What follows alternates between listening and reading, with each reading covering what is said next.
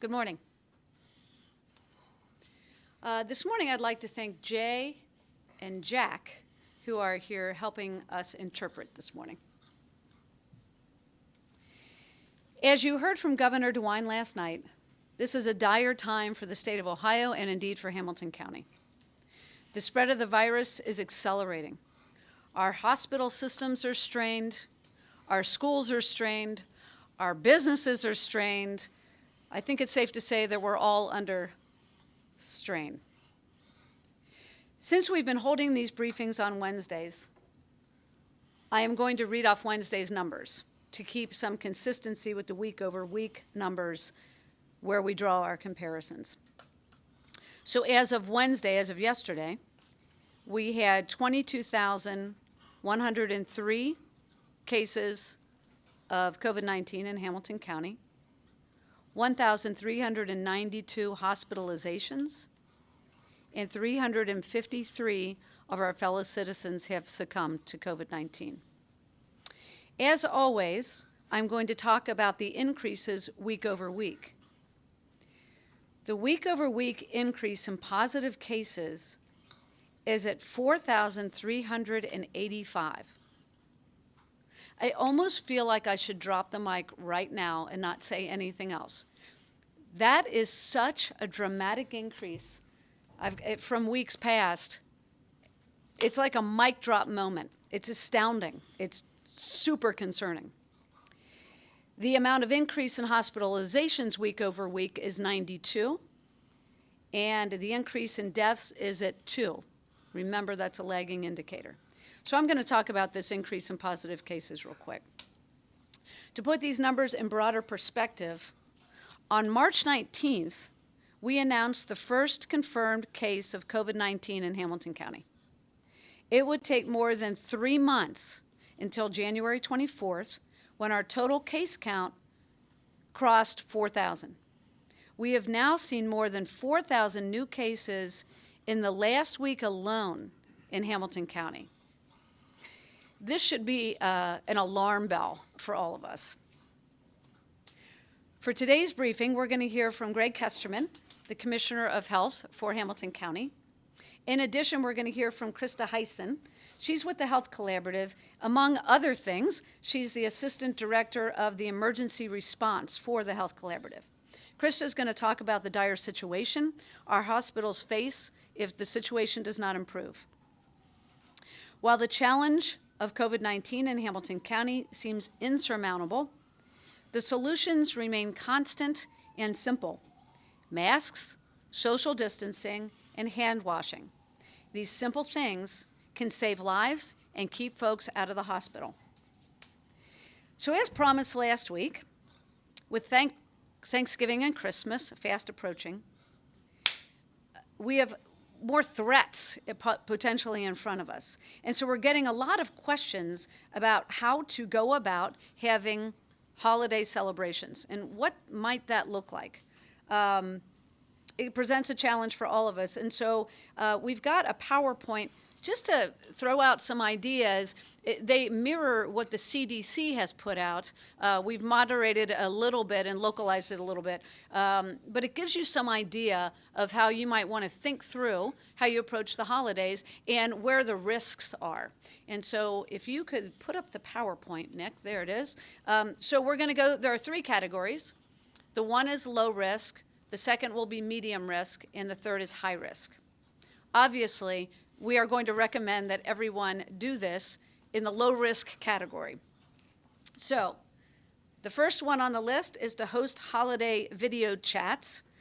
Cuts down on travel time and still can share recipes and stories in the comfort of your own home. So video chat your holiday celebration in your own home, and everybody else is in their own home. The second one is spend holidays with only the people in your household.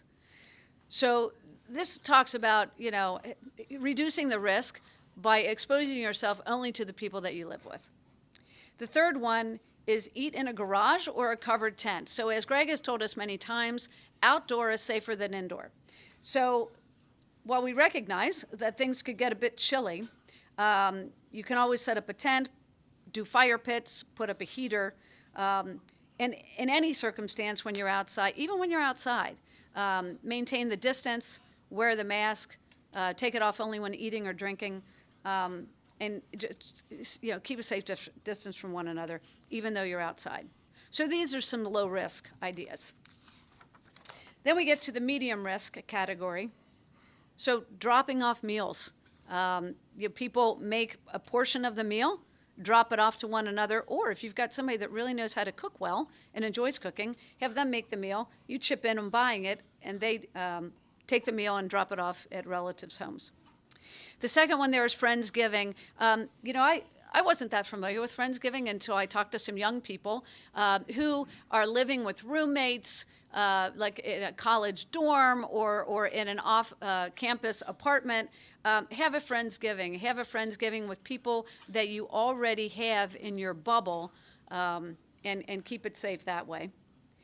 And the last one there is about gathering indoors. Now remember, this carries risk. But if you choose to gather indoors, there are ways to at least try to ameliorate some of the risk. So treat the indoor space like a restaurant and apply safety measures accordingly. Leave windows open in your eating area so there's good ventilation.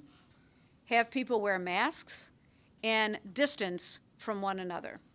Families who already live together sit near each other, so you sit in little groups, and use disposable silverware or wash dishes in warm soapy water right after use. So again, staying with your bubble inside, this is risky, but if you need to be inside, then this is a way to at least try to minimize some of the risks. And then the last list is the high-risk behavior, none of which is recommended. This is just to remind people what high-risk behavior looks like. So inviting the family member that does not believe in COVID-19 into your home, very high-risk behavior. These are folks that you have not been associating yourself with, and they're folks that are not following the CDC guidelines. Poorly planned indoor gatherings. To do Thanksgiving spur the moment and provide all this risk coming into your home, not a good idea. We need to think through how we're going to approach the holidays. Part of the reason for addressing this in the briefing to begin with. And then the last one, the most high-risk behavior, treating the holiday like normal. Not changing your behavior, having people into your homes can have a really devastating impact on the health and safety of yourself and your family and your loved ones. So those are the lists. As like I said, as promised, we're trying to follow the CDC guidelines. So it's all based in science. And Greg obviously had a look at this list before we offered it to make sure we were listing things out correctly. But let me give you just one anecdotal example of how my family's looking at this. And I come from a really big West Side family. There are 8 of us. 2 of us are out of town. They won't be coming in. So there are 6 of us here. We all have a bunch of kids. So we usually get together with the extended family in the undercroft of a church. And there are hundreds of us that gather for Thanksgiving, and we all bring something. And it's fun, and we love it, and we love seeing each other. And that's how we do Thanksgiving. We're not doing that this year.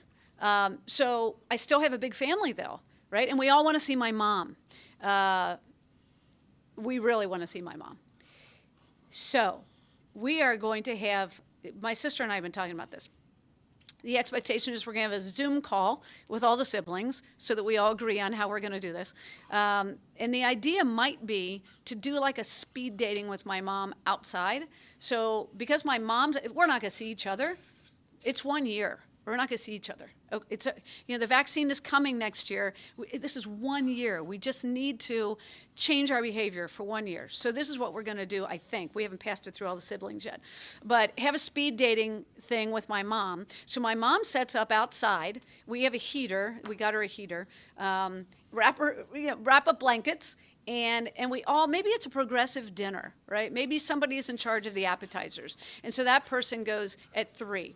And does the appetizers. And then they leave. And then 30 minutes later, we've moved on to the turkey. And then 30 minutes later, we've moved on to the dressing and mashed potato, and then to dessert. And we all take turns visiting my mom without interacting with each other outside. with masks on. I mean, so it's something that we're thinking through. I don't know that that's going to be the end result of how we do this, but that's what every family should be doing. Like thinking through, how do you go see the loved ones, share an experience this year, but it's different, right? And make sure that we're all keeping each other as safe as possible, especially those in our families that are most vulnerable.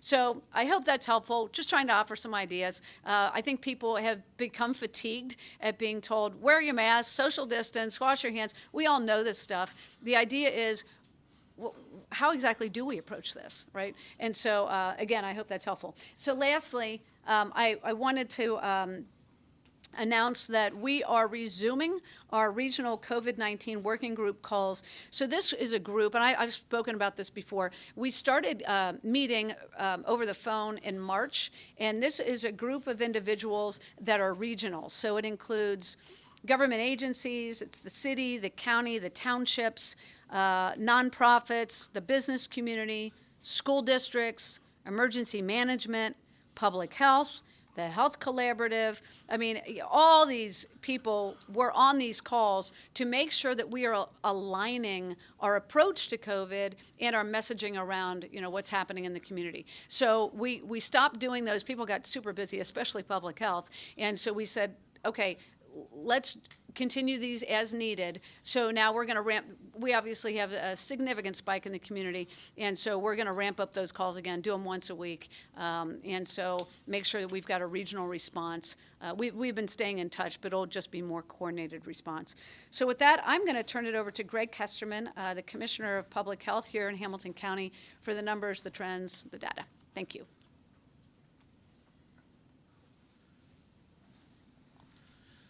Good morning, and thank you, Commissioner. I really love the flexibility and the creativity that you just shared with your family gathering.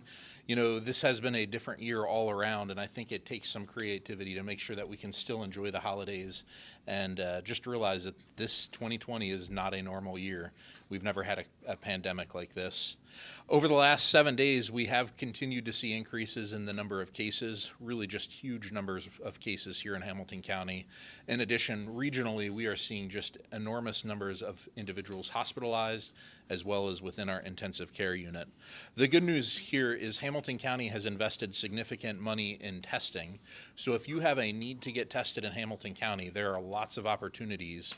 You can visit our website at hcph.org. And there is a comprehensive map that includes testing, including test sites from the Test and Protect program. As you can tell from this slide, things are very busy because there is so many opportunities to get tested. The most important thing to remember, and I say this every week, is that if you are feeling sick, we want you to keep sick at home. If you get tested and you're feeling sick, please stay home until you have those test results. That's how we prevent the spread of COVID-19. Looking at our case numbers, it is just a straight uphill climb in the number of cases in Hamilton County. Each Friday for the last several weeks has had our worst day on record. A week ago, our worst day on record was 285 cases. This past Friday, we were at 330 cases. Our team continues to be very busy. I think what's a bit alarming as well is, in addition to our worst day on record, we are continuing to see lots of bad days surrounding that worst day on record. For example, a week ago, we were seeing on average countywide 244 cases per day. We are now at 320 cases per day, so just a significant increase in the overall number of cases. When I dig into the data a little bit, we are seeing cases come from all age demographics. There is a slightly higher number of 18 to 29-year-olds with positive COVID-19 cases. In the last 7 days, there were 608 individuals in the 18 to 29-year-old age range. Unfortunately, when you look at the 70 to 90-year-olds, there were 217 cases. The significance of that is we know that individuals that are elderly are at higher risk for more complicated COVID-19. Our reproductive number here in Hamilton County continues to remain elevated above 1. This morning here in Hamilton County, as well as the region, we are at 1.22. Our goal is to get this number below 1 so we can start to see the cases and the the amount of activity here in our county start to decline. At this point, things are still elevated, and we're seeing continued activity. Hospitalizations, interestingly, for our county residents continue to remain fairly consistent, as you can see from the top graph. This is the one metric that has allowed for our county to remain red and not to transition over into purple. Unfortunately, when you look at our 14 county region, which we do because we share resources with these 14 counties, hospitalizations have skyrocketed. At the beginning of October, we were close to 80 cases of individuals with COVID in our hospital. Today, we are over 450 patients with COVID in our hospital systems. With regards to the intensive care unit, things are not much better. We were at 25 cases at the beginning of October and now closer to 90. So the time to act has to be now. We have to make change to start improving things here in our county before our systems become so overwhelmed that we won't be able to get the necessary care. So looking towards Thanksgiving, I'll echo what Commissioner Dreihaus shared, but it's really important to remember that we are still living with COVID. And as I already mentioned, that's why this year we have to change our plans. We have never lived with COVID for a Thanksgiving. We've almost had COVID in our community for a year, but not quite yet. So, each of these holidays, we have to look at them differently at this point. If you or any person in your household has symptoms of COVID or has been diagnosed with COVID, we are recommending no Thanksgiving activity with anyone outside of your household. If you've already been exposed to individuals in your household, you could stay together as a family, but no commingling. In addition, if you're waiting for your test results and you have some symptoms or you feel sick in any way, we are recommending no Thanksgiving activity outside of your household. And then lastly, if you are one of those individuals that have been quarantined, meaning you have been exposed to a positive case, we're recommending no Thanksgiving as well outside of your household. Each family is going to have to make their own decisions based on risk.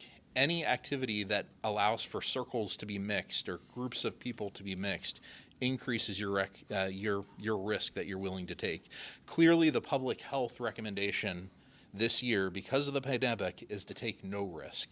So stay within your household bubble and not branch out. I realize, though, that we've been living with COVID now for many months, and many people will choose to do something for Thanksgiving. And that's why we're sharing some opportunities to get some aspects of life back to normal. So remember, the lowest risk activities continue to be those that involve just your immediate household or those that are within your circle or bubble. As Commissioner Dreihaus indicated, these are the small groups of people. These are small group gatherings outside. These are spacing apart from people and sharing meals or items of a meal. Those types of activities tend to be less risk.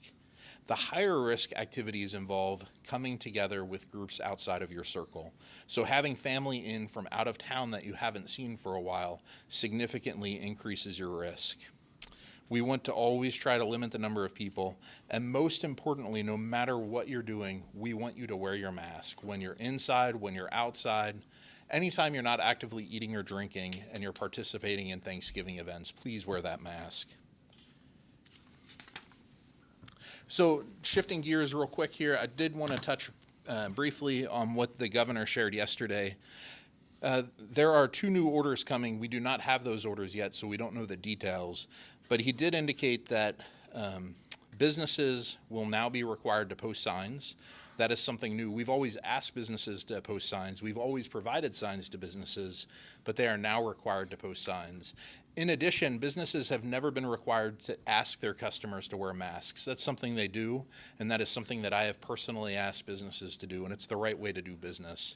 Moving forward, though, it is a requirement that businesses wear masks.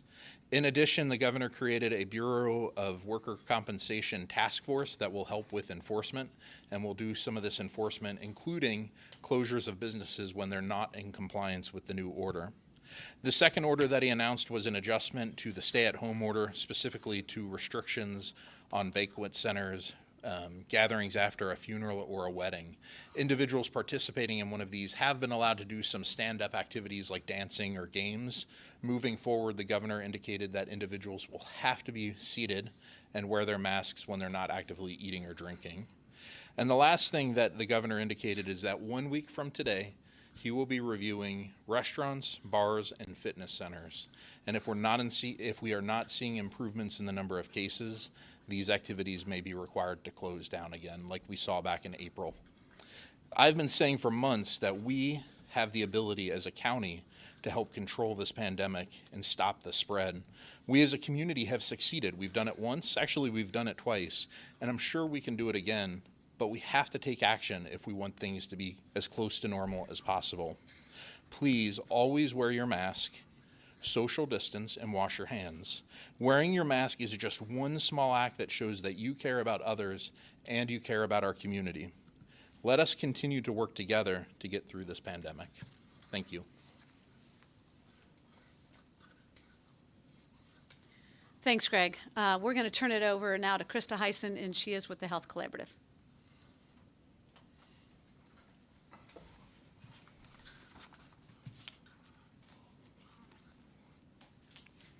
Thank you for having me, Commissioner Dreihaus. I've stood at this podium before to give updates from our hospitals and to thank fellow citizens for their donations to our healthcare heroes. Today, I'm here to sound the alarm. Our region is in critical condition, and the prognosis is very grim. The sad truth is that these numbers are not shocking, and to the extent they are alarming, it is only because the sound of that alarm has now reached a deafening pitch. Since the start of the outbreak, public health officials have been pleading with you to take this threat seriously. The possibility of a more deadly wave in the fall was always known. Public health officials started sharing this warning in front of every microphone we could possibly find. What we knew then is still what we know now. The only effective tool available to stop the spread of this deadly virus is for all of us to take extreme caution and to exhibit personal responsibility. Many previous alarms, many of us didn't see the storm coming for ourselves, but people had that event, people had that party, and face mask requirements have been ignored. Most people cannot see the consequences of their actions. They don't see people suffering. They don't see people on ventilators. And they do not see our declining hospital space. On Tuesday of this week, the state of Ohio broke a record with over 6,500 new cases of COVID-19. Yesterday's data showed our incidence at 42 cases for every 100,000 people in Hamilton County. When we look back to September 1, we were at 10 new cases per 100,000. Current trends are close to 400 people infected each day in Hamilton County. That's almost 3,000 a week. Or to visualize, that's the seating capacity of the Aronoff Center for the Arts. Over the past few weeks, we have seen a steep increase in hospitalizations. Our hospitals are quickly reaching capacity to safely care for everyone, no matter the condition. Because heart attacks don't stop, strokes don't stop, and accidents will still happen. Our region can bring in more equipment, more beds, but the truth is we have a finite number of staff.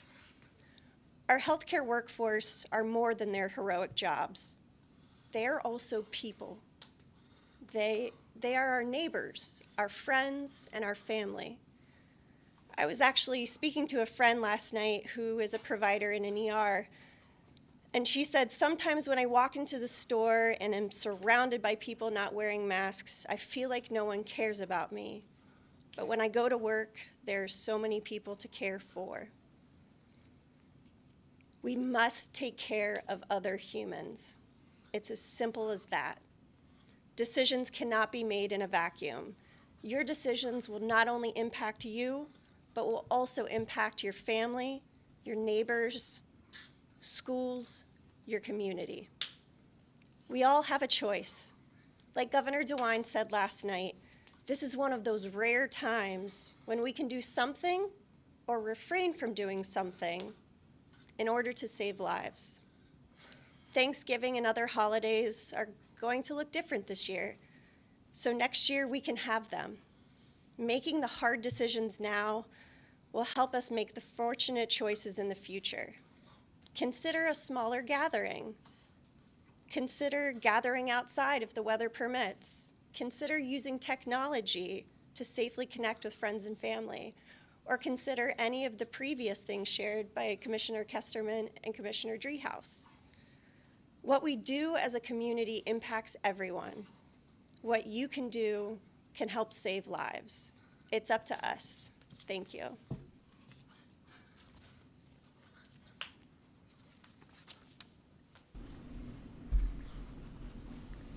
Thanks, Krista.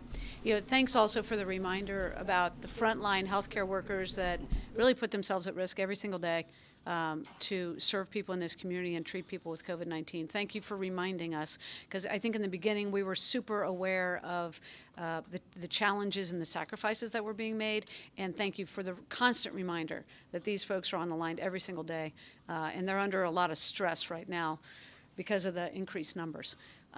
With that, Bridget, I think we are ready for questions. Thanks, Commissioner. John London of News 5 is up first. He has questions for you and also for Commissioner Greg Kesterman. Denise, John. what do you tell Hamilton County restaurants, bars, and gyms who have followed all the recommendations and all the guidelines that have been suggested over these many weeks and months, are struggling to try to survive the winter, and are looking at potential shutdown a week before Thanksgiving? I don't know what to tell them, John. I mean, and beyond that, we don't know what the governor is going to do, but he certainly has raised the alarm that if the trends don't change, we're going to see some dramatic steps related to restaurants, bars, and gyms.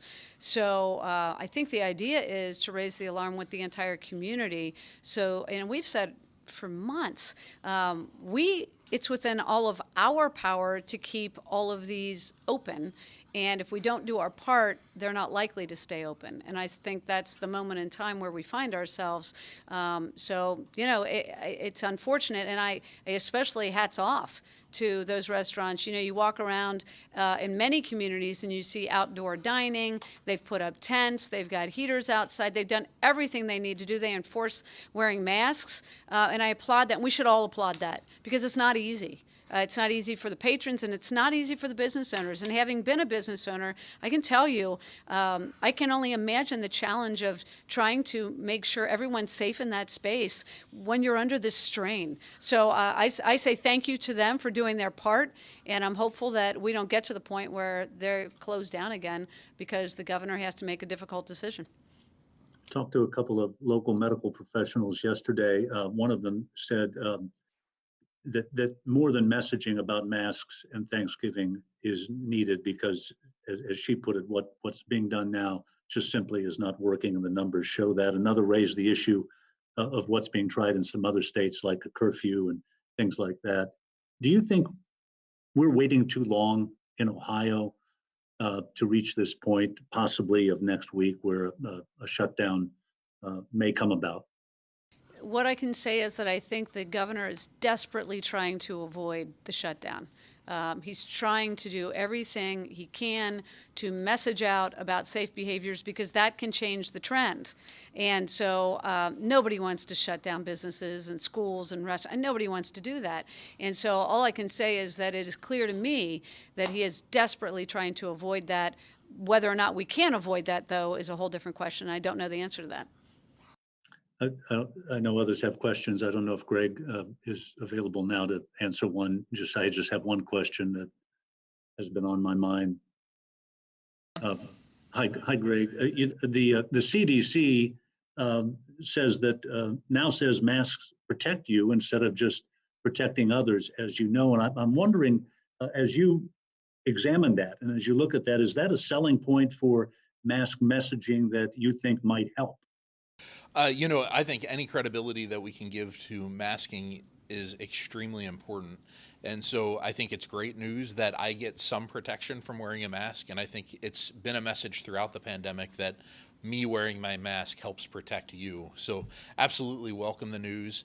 It's difficult, you know, individuals say wearing masks takes away my freedom or wearing masks don't help. But the truth is, we know from many, many decades of experience in our hospitals that masking is a key component to infection control.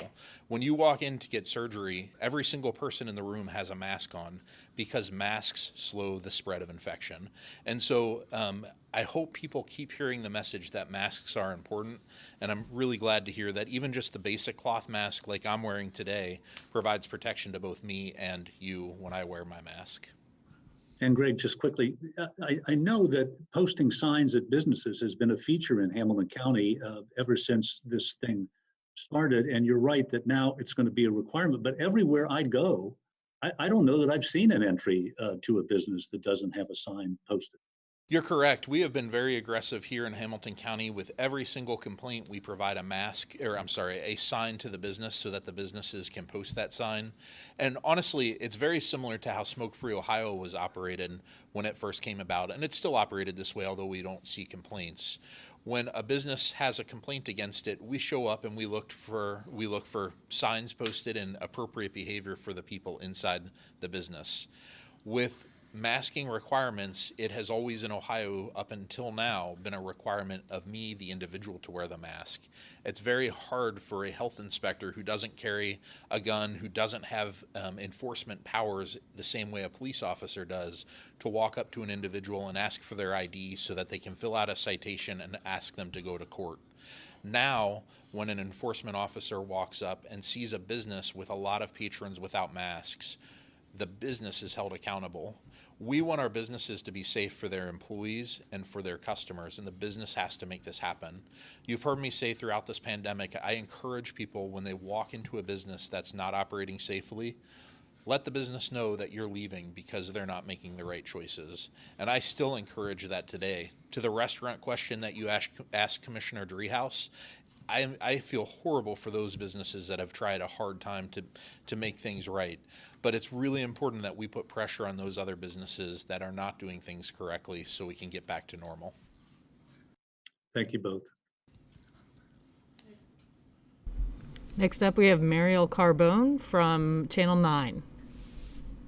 Yeah, and I think John took most of the questions I was going to ask. I think we're covered. But, you know, for anybody that wants to take this, I know every time we cover any of these types of press conferences or what the governor's saying, we're always getting the comments from people saying, just another rallying call to, hey, wear your mask.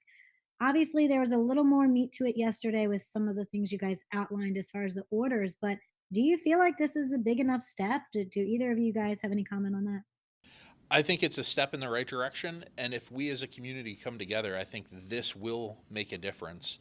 When the mask mandate went into place on July 8th, we saw a drastic reduction in the number of individuals not wearing masks, and our cases fell.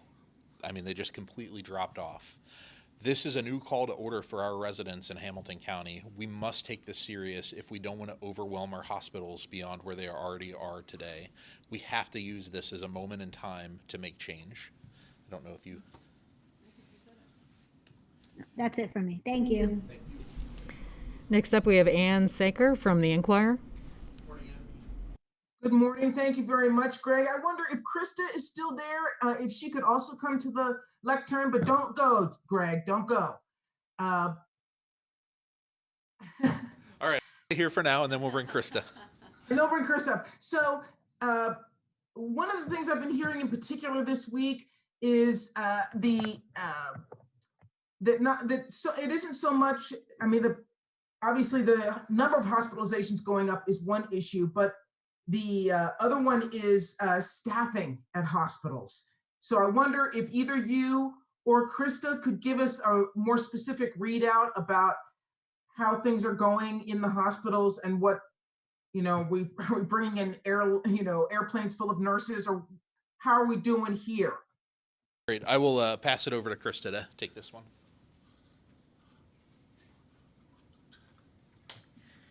Hi, Anne. So right now, Krista. hi. Hospitals, they're struggling. Staffing across the board has been one of the things when I check in the hospitals, number one concern. They're good with gloves, good with masks, but staffing. Because I think it's important to reiterate that it's not just potential exposure at work. You know, doctors and nurses and providers, they're parents too. So if their kids are exposed, they have to stay home from work. You know, so it's one of those things where we're constantly looking at that and evaluating how we can load balance and make sure we're not overwhelming one hospital and getting them the help they need. So how is that being done? I mean, are we sort of like blurring lines between among the systems? And for just hypothetically, if one hospital in Butler County needs help, then someone from a Corryville facility will go up there and help them out, or how is that working? So at this time, it's being handled within each system. So take, for example, if some nurses are at this location, but then at this location in another county needs help, they've been handling it all internally as of right now, but we know that that can change. And can you give me an idea of where that tipping point might be? So we utilize what is called a surge escalation plan, and that's within any hospital emergency operations plan. So we have to adjust staffing, so that could mean things like nurses taking on more patients than normally they would have to make sure that those patients are all receiving the appropriate amount of care. And are we seeing that in the ICUs, that nurses are having to take on 2 or 3 patients at a time? Is it getting that tight? At this time, I can't really speak to specifics within a hospital, but tomorrow we will be having a press conference with hospital leadership, and that question is probably better answered by them. Okay. All right, thank you. And here's my follow-up to Greg or to Denise. Would you have preferred the governor to have gone ahead yet today, or last night, to take this step? What is the value of a week's warning when we've known for at least a month that these numbers were going in the direction they were going? What's a week's warning all about? Should have let Greg step up here, but I'm just kidding. I can't get in the governor's mind, other than what we know. Yeah, but he must be talking to people about, consulting with county commissioners and county health commissioners about how to do this. He is, and he's also under a great deal of pressure. I don't. We talk to the governor every other week as county commissioners. The mayors also have, I believe it's a weekly meeting with the governor to keep him up to date on what we're doing and to hear the advice coming from ODH and the administration up at the state level. And the health commissioners talk a lot amongst themselves statewide. So he's very well informed. But again, I think the pleading with the general public about the change in behavior is the tactic that he has used so far, other than some of the mandates. The mask mandate, I thought, was a very important one. We saw a dramatic positive impact from that. Does he want to close businesses? No, he does not. Is he going to have to? Maybe so, because the messaging has not significantly impacted some of the behaviors from some people. And I do want to distinguish that many people are walking around with masks on and staying, working from home and doing everything they need to do. But we need more people to change their behavior. And so the idea is, is it just fatigue, or are people unaware of the fact that we still need to be doing all this stuff? And so it's this balancing act, I think. And I think he's, trying to balance shutting things down versus keeping the community safe. And, I frankly don't envy the position, but he's got the authority to do it. We don't. He does. Thank you. Commissioner Dreihaus, our next question is for Chris Wederick with the Business Courier for you. Hi, Chris. Hey, good morning, Denise. This is a bit of a loaded question, but do you think that you and the mayor and the mayors of communities in this county should take a look at, stepping in and clamping down yourselves? I know that you personally, as the commissioners, don't have the power to do that, but mayors and whatnot could. But frankly, you're the only one having COVID briefings anymore. We don't see them from the city. So I'm wondering if you think that, to kind of piggyback off of Ann's question, I mean, should you guys just get going on this and not wait till next week? Well, I don't want to give the impression that we don't talk to one another, because we do.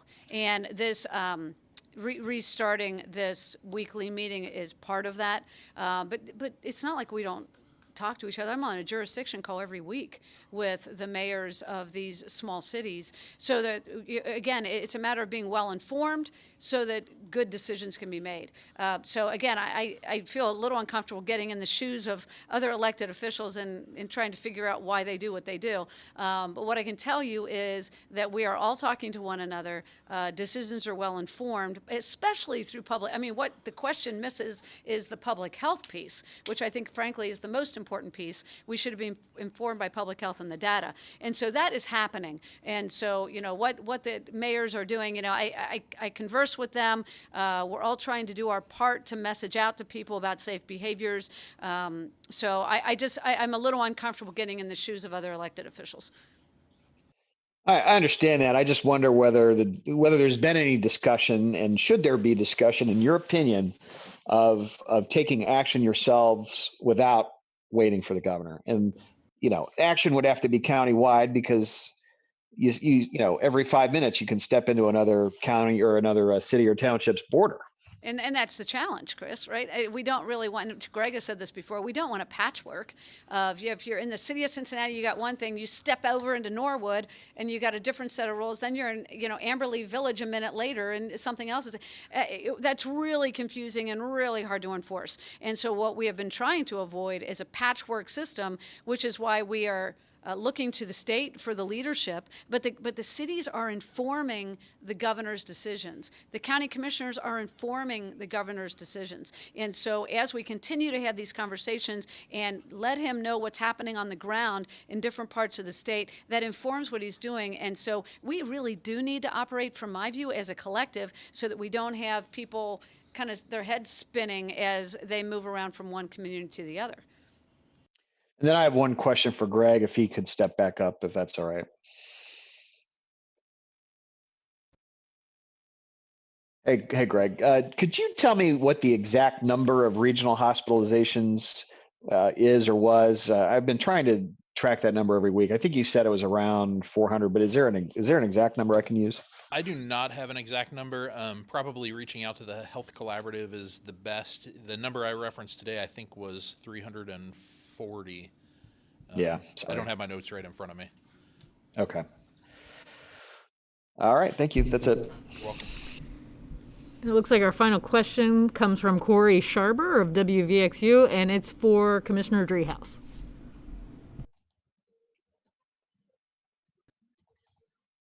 Hey, Denise, thanks for taking my question. Of course, we've been talking about all of the fears of hospitals filling up in the area, as well as the fears of COVID spread increasing due to the upcoming holidays. At what point would a county curfew or shutdown take place if the virus gets out of control? Yeah, so the county does not have the authority to impose a curfew.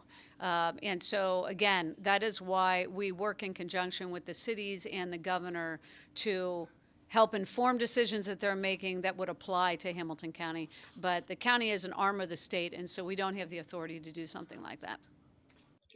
Okay, that's all the questions I had. Thank you very much. Very good. All right. Thank you to Greg. Thank you to Krista for being here. Again, Krista mentioned it. There is going to be a press conference. Do you have a time for that? Yeah, it's 10 o'clock tomorrow morning with the CEOs of the hospital systems. So the surge thing I think is really important. So there are 3 levels of surge very quickly. One is surge 1. In the hospital, what's the capacity? Surge 2, what's the capacity regionally in the hospital system? The third is Duke Energy Center, right? Outside of the hospital system. And that's what the surge capacity looks like right now. The concern is that we used to hear about PPE. Now we're hearing about staff. They've got the PPE. We've solved for that. And by the way, the treatments are better right now. We've learned a lot. It's the staffing now that's the problem, and it's a real concern. So anyway, tune in tomorrow, 10 o'clock, at the press conference with the health executives and hear more about what their concerns are and what the strain looks like, I think, to some of your specific questions. So thank you all for joining. Sorry we weren't here yesterday. We were celebrating Veterans Day, but we'll be back next Wednesday for our next briefing. And thanks to Jay and Jack.